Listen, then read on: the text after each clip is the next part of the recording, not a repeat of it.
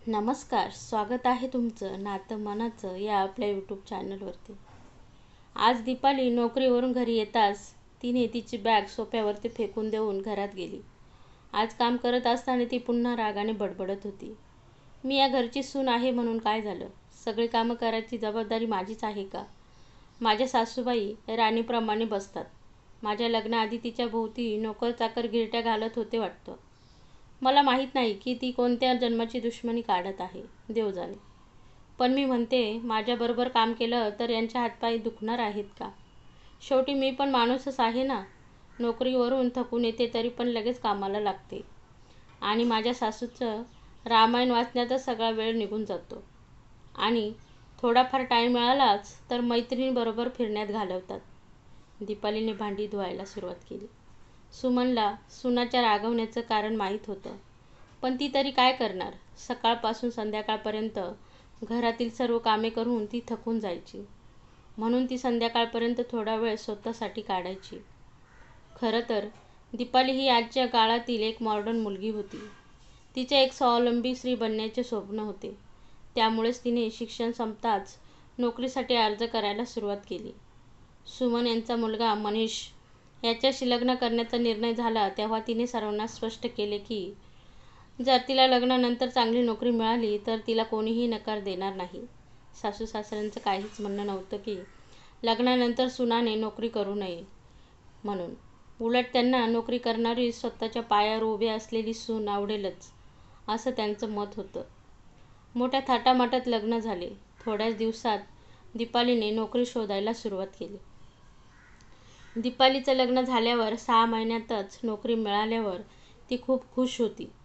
पण सुमनने एक गोष्ट स्पष्टपणे सांगितली की मला काहीच हरकत नाही सुनेने नोकरी केलेली, परंतु आता मला घराची संपूर्ण जबाबदारी घ्यायला नाही जमत. तर सुनाने पण घरातील कामे केली पाहिजे. मी एकटी घर सांभाळणार नाही. सुमनचे हे शब्द ऐकून घरातील सगळ्यांना आश्चर्य वाटलं आणि दीपालीला तर कापलं तर रक्त येणार नाही अशी अवस्था झाली. मनीष म्हणाला, आई, तुला माहीत आहे ना दीपालीला हे काम किती मुश्किलीने भेटले आहे. मला तुझ्याकडून ही अपेक्षा नव्हती. सुमन म्हणाली, बेटा, मी म्हणत नाही की तिनेच नोकरी करू नये आणि मी म्हणत नाही की सुनालाच सगळं करावं लागेल. मला एवढेच सांगायचे आहे की वाढत्या वयाबरोबर माझी कार्यक्षमताही कमी होत आहे. त्यामुळे मी पूर्ण दिवसाचे काम नक्कीच करू शकणार नाही. हां, पण मला जमल तेवढे काम मी नक्कीच करेल. इकडे दीपालीला तिच्या स्वप्नांशी तडजोड करायची नव्हती. म्हणून तिने साफसफाईसाठी कामवाली बाई ठेवली होती. सुनाच्या अनुपस्थित घरची बाकीची कामं सुमन यांना करावी लागत. दीपाली घरी आल्यावर सुमन काही काम न करता स्वतःसाठी वेळ काढायची आणि यामुळे दीपालीला खूप त्रास सहन करावा लागे. सुमनला आराम करताना, टीव्ही बघताना किंवा बाहेर फिरायला जाताना बघितलं की दीपालीच्या मनाची खूप घालमेल व्हायची. दीपाली तिच्या आईला फोन करून सासूची कारनामे सांगायची. असे 2 वर्ष निघून गेली. दीपालीच्या लहान भावाचे लग्न झाले. दीपालीची वहिनी शिकलेली होती. ती पण नोकरी करत होती. दीपालीच्या आईने सांगितले की माझ्या सुनाबरोबर मी मुलीसारखी वागणार. सून घरी आली म्हणजे असं थोडंच असतं की हातावर हात ठेवून बसायचं आणि सुनानी घराची संपूर्ण जबाबदारी सांभाळायची. हे मला पटत नाही. शेवटी सूनसुद्धा माणूसच आहे ना. सुनाच्या डोक्यावरून हात फिरवत दीपालीच्या आईने सांगितले. आईचे असे विचार ऐकून दीपाली खूप प्रभावित झाली आणि तिला तिच्या आईच्या विचाराचा अभिमान वाटू लागला आणि ती विचार करू लागली की काश माझे नशीब असेच असते. माझ्या सासूबाईंनी पण मला असं समजून घेतलं असतं तर. पण दीपालीच्या आईने घरची पूर्ण जबाबदारी घेतल्यामुळे तिच्या वहिनीला कामाची सवय राहिली नाही. तसेच दिवस जात होते. तिची आई घरातील काम करता करता थकून जायची. पण सुनाला त्याची अजिबात किंमतच नव्हती. तिला जर वेळेवर डबा नाही भेटला तर ती सासूवरती ओरडत असे. दीपालीच्या आईला खूप वाईट वाटे. दीपालीने तिच्या आईला खूप वेळा फोन केला, पण तिची आई नेहमी म्हणते की बाळा, मला वेळच नाही, मी कामात आहे, नंतर फोन करते, अजून खूप कामं आहे, नंतर बोलू. असंच एक दिवस काम करून दीपालीची आई बेडवरती आडवी झाली.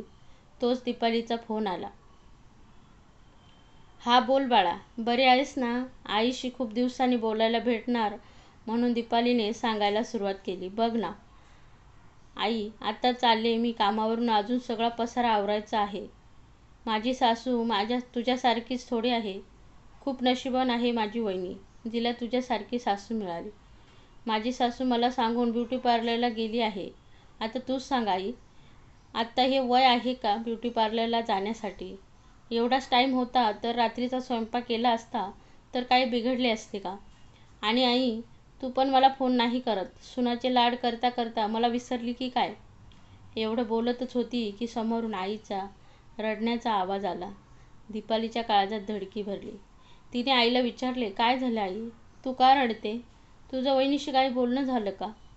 आईने सांगितले की बाळा, मी तुझ्या वहिनीला मुलगी म्हणूनच मानलं होतं. ती नोकरी करते, दमून भागून येते. तिला काही त्रास नको म्हणून मी घरातील सगळी कामं करत होते. पण तुझ्या वहिनीला माझी काही कदरच नाही. ती तर स्वयंपाकघरात पायसुद्धा ठेवत नाही. मला तर आता असं वाटतंय की मी कोणी कामवाली बाई आहे. तुझी वहिनी तर मला आता ऑर्डर देत असते, हे नाही का केलं, ते नाही का केलं. ती तर तुझ्या भावाला डब्बासुद्धा नाही बनवत. आणि कधी तिला डब्बा बनवायला मला उशीर झाला तर माझ्यावर अशी ओरडते जशी की मी तिची मोलकरीण आहे. मला तर आता समजतच नाही की मी काय करू.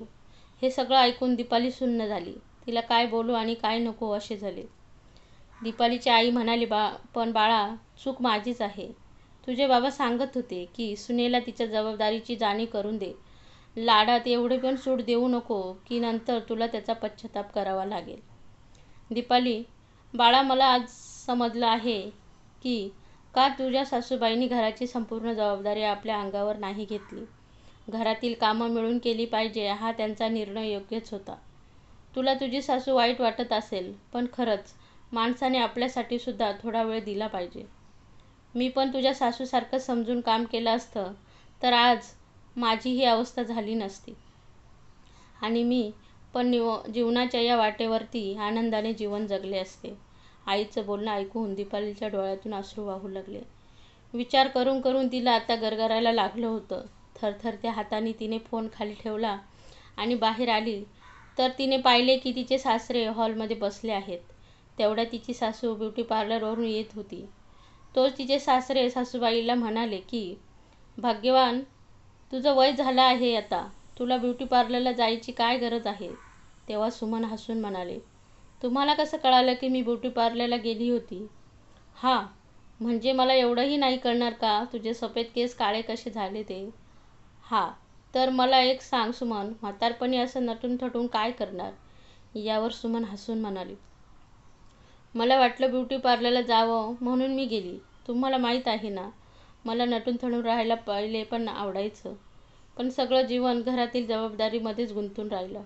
कधी वेळच नाही भेटला सजण्या मुरडण्याला. अच्छा, तर मग आता म्हातारपणात शौक पूर्ण करणार का? सुमन हसून म्हणाली, कोणी सांगितलं की म्हातारपणात आपल्याला मनासारखं जगता नाही येत? दृष्टिकोन बदलणे आवश्यक आहे. केवळ वय नाही, अनुभव येत नाही, परंतु आपण जीवनाच्या प्रत्येक टप्प्यात जीवनाचा आनंद घेतला पाहिजे. ठीक आहे, मी तुम्हाला एक गोष्ट सांगायला विसरले की योगाचे वर्ग सुरू होणार आहेत उद्यापासून पार्कमध्ये. सुमन म्हणाली. मग तिचा नवरा म्हणाला, ठीक आहे, तर तू योगा क्लासला जाणार आहेस? सुमन म्हणाली, हो, पण मी एकटी नाही. मग तिने तिच्या नवऱ्याच्या पोटावर हात मारला आणि म्हणाली, पोट मोठं होत चाललंय. ते ऐकून दीपालीच्या चेहऱ्यावरही गोड हसू उमटले. तिने विचार केला, शेवटी माझ्या सासूबाईंचं काय चुकलं? लग्नानंतर स्त्रीकडे घराची जबाबदारी असते, मुलाची काळजी, या सगळ्या गोष्टींमधून तिला तिच्यासाठी वेळ कुठे असतो? आणि शेवटी या वयात तिला आनंदाने जगण्याचा अधिकार आहेच. तिलाही थोडं आनंदाने जीवन जगू द्या की. तर मित्रांनो, तुम्हाला ही कथा कशी वाटली ते लाईक आणि कमेंट करून नक्की सांगा. आणि चॅनलला सबस्क्राईब करायला विसरू नका. पुन्हा भेटूया अशीच नवीन कथा घेऊन. खूप खूप धन्यवाद.